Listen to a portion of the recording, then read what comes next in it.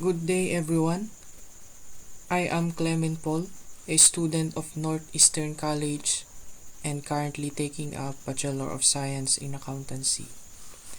Today, I will discuss what is Pert or Program Evaluation and Review Technique and its usage on how to plan, monitor, and control projects in project management. So let us define first what is Program Evaluation Review Technique.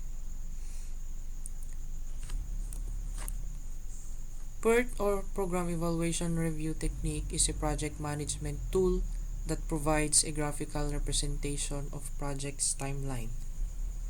A Pert, sometimes called a Pert diagram, is a project management tool used to schedule, organize, and coordinate tasks within a project.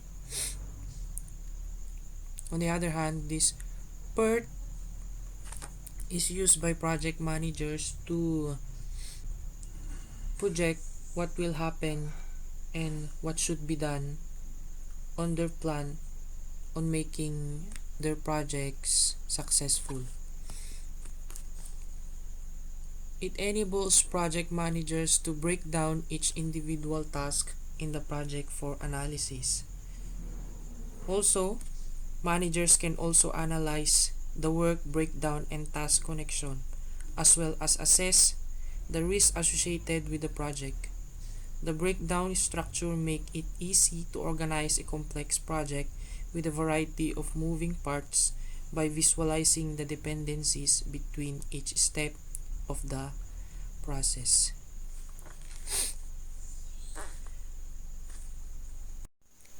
So when will we use a Pert chart? Pert chart should be used when a project manager needs to 1. Determine the project's critical path in order to guarantee all deadlines are met. So project managers should plan effectively for their project to be successful or meet deadlines. On doing that, managers should make timeline to follow and calculate or assume on how much time should be used on that certain task as part of the whole project. They should identify what part needs more time to finish, but also considering that it will not affect the deadline. 2. Display the various independencies of task. Pert chart is also a very handy method on doing representations by using graphical illustrations on what comes first before the other. Also, by using Pert chart, we can identify if an event is dependent or should be accomplished first by putting representations or arrows or nodes on the chart. 3. Estimate the amount of time needed to complete the project. On planning, we mostly rely on estimates because we don't know what is the actual time frame on accomplishing a certain goal. So on Pert, we can easily input how much time should be used on a specific job or level of the project. If we need 10 days or months or even a year, the project manager should plan effectively regarding that. 4. Prepare for more complex and larger projects. Pert chart can also be used on a complex or large project. It can input large representations or timelines by just using a chart. Also, project managers can identify easily what is missing or lacking on that project.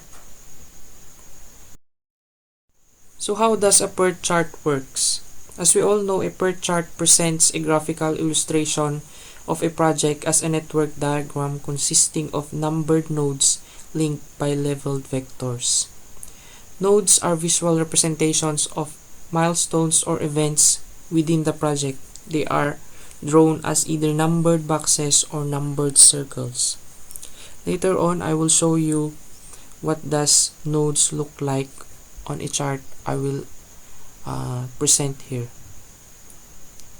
So number 1, Define all activities involved in the project. So before inputting data, project managers should be familiar or know the activity that will be made to complete the project, from planning to operations and to the end of the project. 2. Consider any dependencies between tasks. This refers to the things that should be done first and also be numbered according to the time that it should meet. 3. Draw nodes and arrows based on the information gathered in the first two steps. 4. Identify the completion time for each task. So the project manager should identify what is the time frame that a certain activity should be completed so that it should not affect the deadline. So this is an example of program evaluation review technique.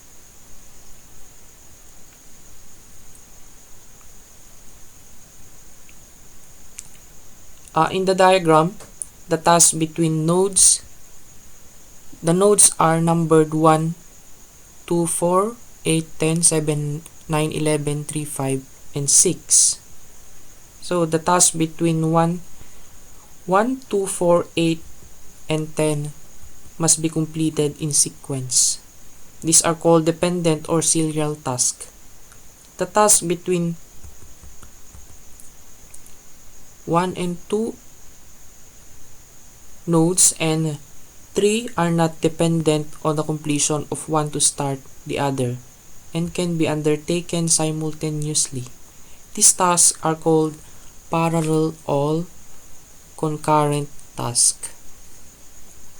Tasks that must be completed in sequence but that don't require resources or completion time are considered to have event dependency. These are represented by dotted lines from 6 to 9 and 10 to 9. Those are dotted lines.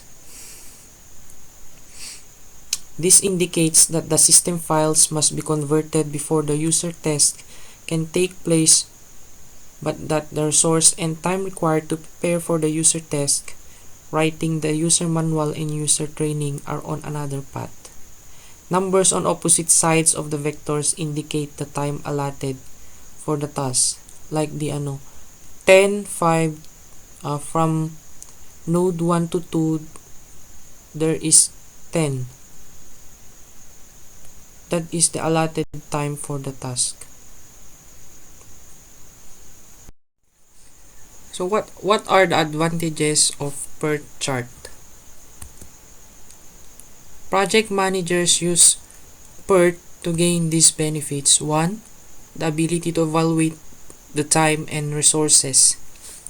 The Pert technique provides the ability to evaluate the time and resources necessary to project by tracking required assets at each stage of the process as well as throughout the course of the project. 2. Choose the most efficient and beneficial plan. So Pert charts are useful in what-if analysis, helps companies understand all possible workflows and choose the most efficient and beneficial path. 3. Identify the responsible team. The analysis of Pert chart includes data from various departments within an organization. Combining all of the information helps identify each responsible team within the company while facilitating an environment where each department takes responsibility for its work. 4. Improves communication. The process of creating Pert chart also improves communications and enables an organization to invest energy in projects that will enhance its strategic positioning. 5. Pert chart also clarify dependencies between tasks. So Pert chart makes unclear deadlines more predictable and clarify dependencies to establish a clear and order for completing task. And thank you for listening and watching. And also, this video is only for the fulfillment of my activity on my subject on management science. And if there are any discrepancies regarding my informations about Pert, please reconfirm it to people who are expert about it. Thank you and good day and stay safe. Bye-bye.